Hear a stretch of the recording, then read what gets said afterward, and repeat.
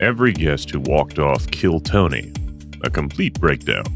What is happening with this whole walk-off situation on Kill Tony? 1 minute, guys. No, don't leave. I love you. I am. Don't leave, Rick. No, don't leave. No, hang You know why? I know what he wanted to do. Oh, yeah.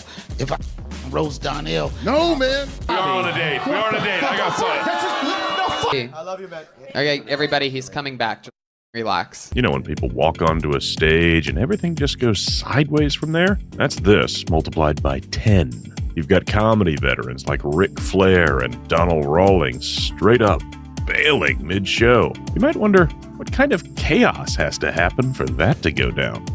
Let's start with the Ric Flair moment. Listen, we all know the guy's a legend. Wrestling royalty. But being a big name doesn't mean you're immune to crashing and burning. And man, did Rick crash. You would almost feel bad for him. You are here with Ric Flair. You are a wrestling coach. How does it feel to have a performance like that in front of Ric Flair? Fuck. No, hey. Actually, to be honest with you, I respect that very much. My son was a great amateur wrestler, and this is why I'm going to make this. This is why. Come here, guys. He's scrolling through his phone, slurring and looking completely lost. I mean, you're at a comedy show, dude. The whole premise is roasting people and having a good time. It's like he didn't even know what he signed up for. This is why I'm leaving after I say this. I have more respect for people that take their time to support any youthful athletic event by someone's a great amateur wrestler. Oh, no. Thank you for all the respect. We lost Ric Flair, everybody. And then he just walks off after a weird rambling speech about respect and not making fun of people. Look, I get it. Maybe some people aren't comfortable with the format, but this was painful to watch. It's wild to me that Ric Flair is talking about respect, though. Respect. On Kill Tony, the whole show is about roasting people, including the guests. You don't walk into a lion's den and complain about the roars, man. The nature of the show is that everyone gets a jab thrown their way. It's part of the fun. If you can't take the heat, stay out of the kitchen. But no, Rick was out there scrolling through his phone, clearly not vibing with the whole thing. And the worst part? You could see it coming. He's sitting there not even pretending to pay attention. Was he reading emails? Texting his manager to ask why he agreed to this? No idea. But whatever it was cringeworthy. Now, can you blame the audience for losing it? They're sitting there watching a legend unravel in real time. Sure, respect is important, but Rick, buddy, this isn't a TED Talk. You're on a comedy show where people are roasted for laughs, and you don't even have to do the roasting yourself. He could have just sat back, laughed, and enjoyed the chaos, but no. He had to make it about his own personal code of ethics. The whole I don't make fun of people bit was just so out of place. What did he expect to happen? That Tony and the crew would just shift the entire show format because Ric Flair wasn't feeling it? Please. And then, of course, we have Donell Rawlings. Oh boy, where do I even start? Here's a guy who should know what Kill Tony is all about. He's been in comedy forever, has been on Chappelle's show, and he walks into Kill Tony acting like he's doing them a favor by even showing up. The arrogance is off the charts. This dude was more focused on getting drinks and messing around than actually, enjoying the show. And the interruptions? Man, it's like Donell didn't get the memo that Kill Tony is supposed to be fun. You don't have to hog the spotlight. Just sit back and let things happen. If I fucking roast Donnell. No, man. No. It's too late. It's too late. I'm about to leave right now because... No, you're not. Come on. No, I'm going to leave. You made fun of his jeans. I did. Who wouldn't make fun of them jeans? I gave you 2. I said 2, and then he was like, No, that's what I'm saying is like... I just here to have We're going to go back and... I know you are. We're going to go back, we're going to critique. We're going to go back, we're going to critique the show, and we're going to do this shit. But I'm here tonight for a real motherfucker, and I'll just keep it like that, and I'll go back to being funny over here. Ladies and gentlemen, Donell Rawlings. I love it. I love it when it goes off the rails. Me too. That's what makes the show fun. Who cares what people in the YouTube comments say? They don't get to make decisions. Guys, how about a big hand for Donnell Rawlings is here tonight, everybody. We're doing it. You still sewing those candles? You still sewing the candles? All right. Yeah, I have the candles. They are unbelievable. Holy shit, this is really happening. All right, let's get right into it. By a show of hands, guys, how many of you got your ass eaten? This is either a really dishonest or shy crowd. I've never had it done, but a lot of my friends have. But nah, Donnell couldn't handle that. The second someone threw a joke his way, he got butthurt and left. How many times do we see this? Big egos, small senses of humor. He tried to roast a comedian, got roasted back, and couldn't take it. Honestly, what did he think was going to happen? He walks into a roast-style show, starts taking shots, and expects what exactly? Silence? Praise? No, man, the comedian is gonna clap back. That's the point. You can't throw punches in comedy and then get all defensive when someone swings back.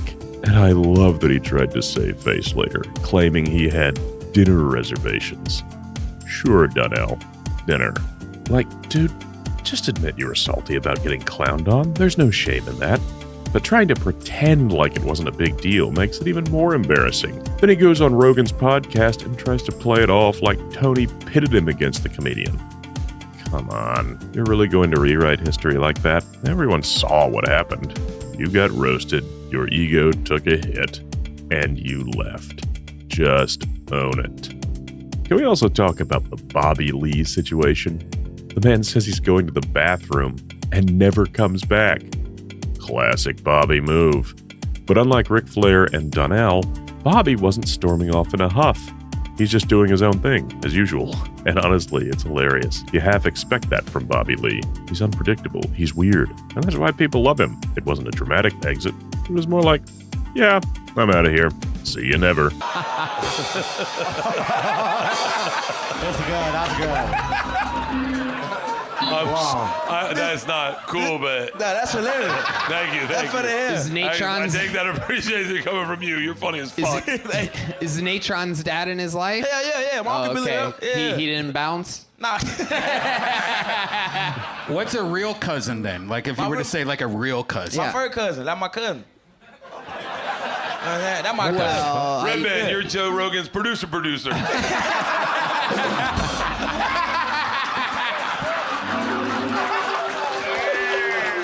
Yeah, fuck you, man. I want to take this kid on the road with me. Yeah, he's I amazing. swear to God, you're funny as fuck. You're funny as fuck. He is a fucking killer on the road. You just worked with Shane Gillis this weekend for the first time. Yeah, that shit was fun. Yeah, that shit was amazing, great. right? We was in Peoria and St. Louis. That shit was crazy, dog. Yeah. I saw snow for the first time. Wow. I was frolicking and shit. It was crazy. You were frolicking? I was frolicking, nigga. I was finna make a snow angel, but I got down. It was cold as shit, so I got up. But it was fun, dog. I really enjoyed that shit, man. It was a good time, bro. Hell yeah. That shit was fun, bro. Okay, one more bad joke. When black guys make a snow angel, do you make it like this? If you didn't get it, that's supposed to be a dead body. Did it again. Go ahead. All right.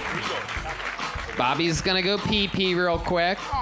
And we're bringing up somebody from the inside, everyone. So this is one of your people, one of your representatives. They are inside the audience. That usually means it's a first timer. We'll see what happens. Make some noise for Carlos Lopez, everybody. It's weird, though, how some of these walk-offs are filled with drama, while others are just these casual, I'm going to the bathroom moments, and poof, they're gone.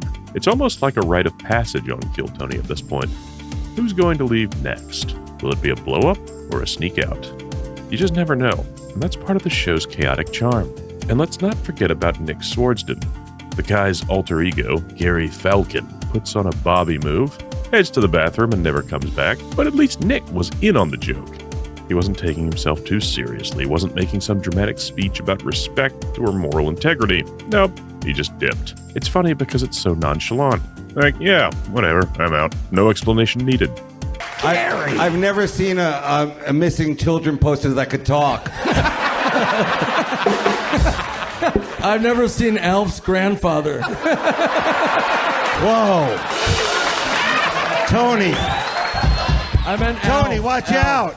This teddy bear's got teeth.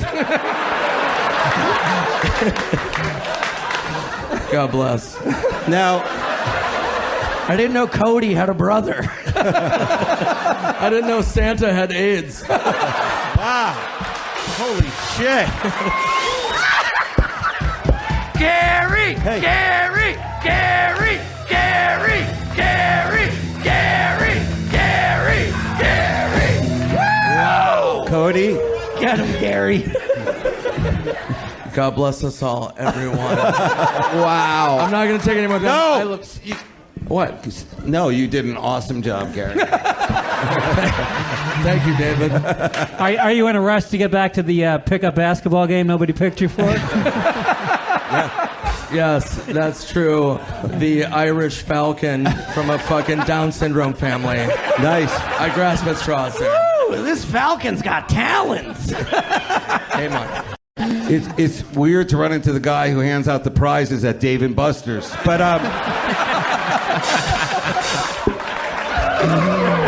What kills me is that every one of these walk-offs, except for Bobby Lee's, is filled with some weird moral justification. Ric Flair's all about respect and not making fun of people. Donnell's pretending he's got a dinner date and acting like Tony set him up. Guys, you're on a comedy show. It's not that deep. Laugh at yourself a little. Comedy's supposed to be uncomfortable sometimes, but that's what makes it funny.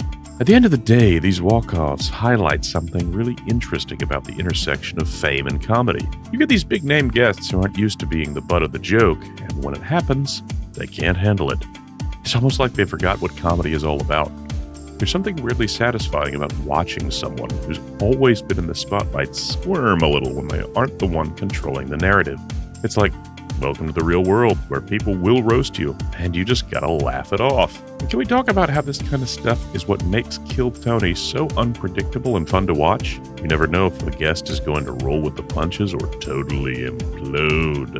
It's a testament to the show's format that it can bring out the best and worst in people. Whether they walk off in a huff or leave quietly, it's always entertaining. So what are your thoughts on this? Let us know in the comments below.